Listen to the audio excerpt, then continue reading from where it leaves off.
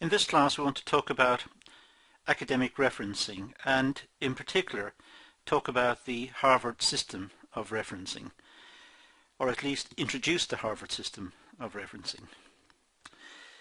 So to start, the importance of referencing. It's a way of acknowledging the sources of information and ideas you have used in your work. And it's important to acknowledge other people's ideas. They're not your ideas, they were somebody else's.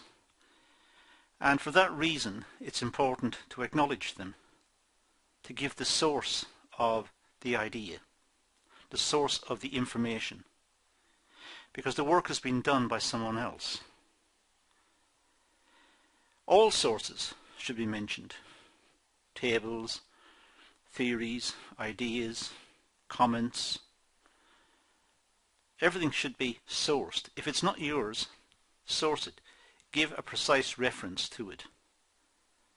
And that's the proper academic way of behaving. Sources appear in the main text and also in the bibliography. So the writing style in academic and in some business writing is not like a novel.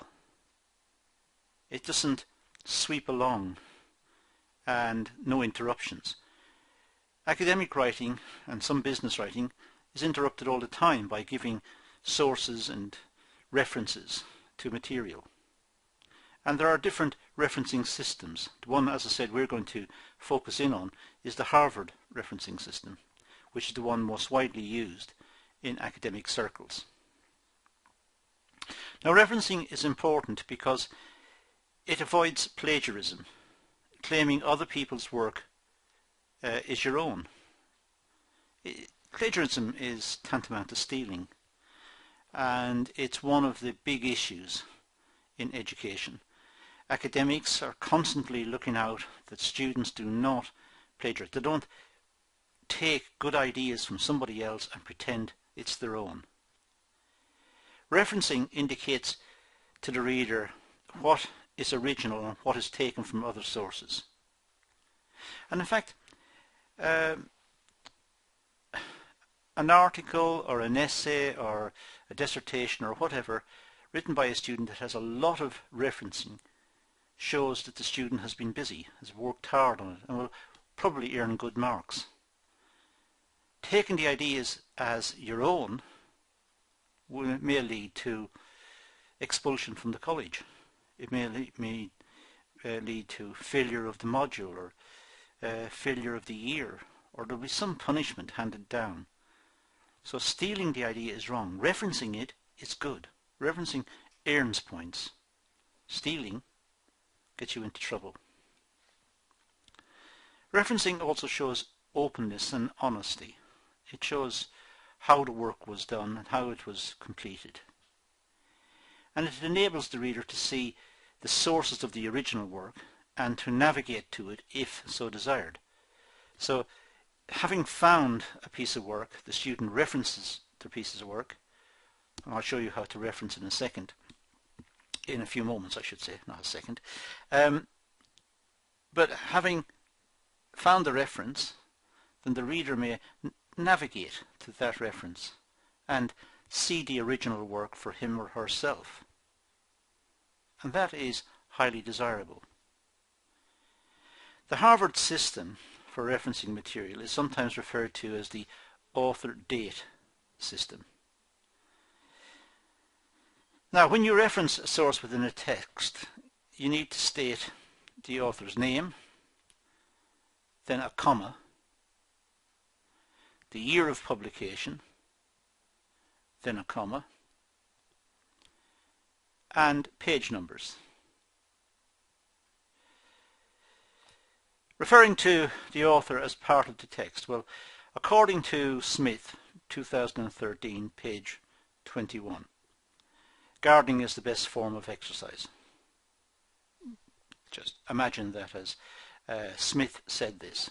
So according to Smith, that gardening is the best form of exercise. Alternatively, the reference may appear in the text as gardening is a good form of exercise, brackets, Smith 2013, page 21. And in the bibliography, under S, there will be Smith and Smith's first name, so Smith A, for example, then the year 2013, the page and the title of the article, and perhaps if it's a book, who published the book and where it was published.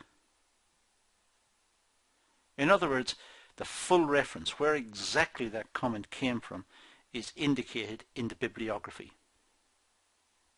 But here, now the reader knows that if they want to find who said gardening is a good form of exercise, they can go to Smith or whoever.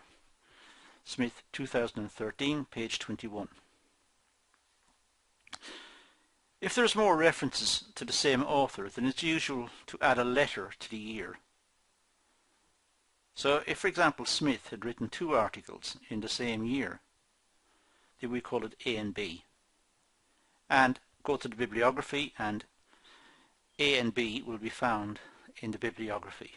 So Smith will have 2 entries in the bibliography. A. Smith 2012 A, and the title and whatever, and also Smith A 2012 B, and the rest of the reference. Now that's the way of referencing.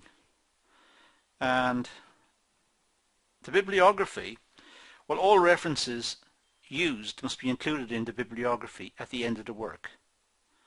And the bibliography should be sorted alphabetically to make it easy for the reader to find the information. So it should be sorted out alphabetically. Now there are many sources of help in compiling bibliography. Using the Harvard system, which is what we're talking about. Many good universities and colleges make sources of information online, and links to these are produced below. I've given some links below, but you will find many. If you just go into Google and type in Harvard referencing, you will find lots of material available online explaining how to do it. But the essence of what you require, I've just covered.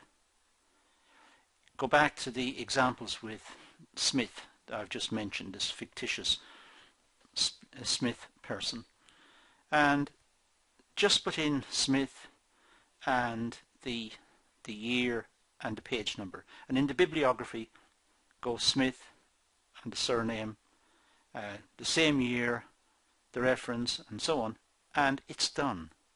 That's how you reference. It's as simple as that. It's strongly recommended that you visit the sites and understand how important it is to reference and understand how referencing is done. But essentially, as I said, I've covered it here already. It's as simple and straightforward as the Smith example I've just given.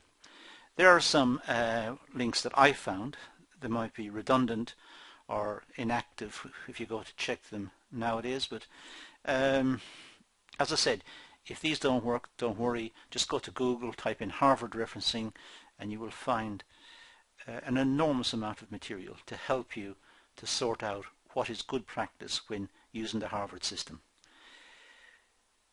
The last point, and an important point, every piece of work you do from now on and for the rest of your life should include references. If you're using other people's work, if you've borrowed ideas, or you're discussing somebody else's theory or a table that's been compiled by somebody else, reference it. Show where you got it. It will not diminish your work, it will give you credit because people will admire your honesty and your openness, and also the fact that you found the table, or you found the theory, or you found the idea or the statement, whatever it is you're referencing. You found it, you will get credit for that, people will admire you for it, and you will do well. If you don't do it, you are cheating, and that is serious in academic circles. So study this video again, go back over it, and check some of the links, or just go to Google, as I said, and type in Harvard referencing or academic referencing or whatever you want to type in, and you will find a lot of information there, and do your own research into this area. It is a very important area because it will keep you out of trouble, and it will show that you're an honest, open, decent person. That's all we're going to do here, so thank you for watching.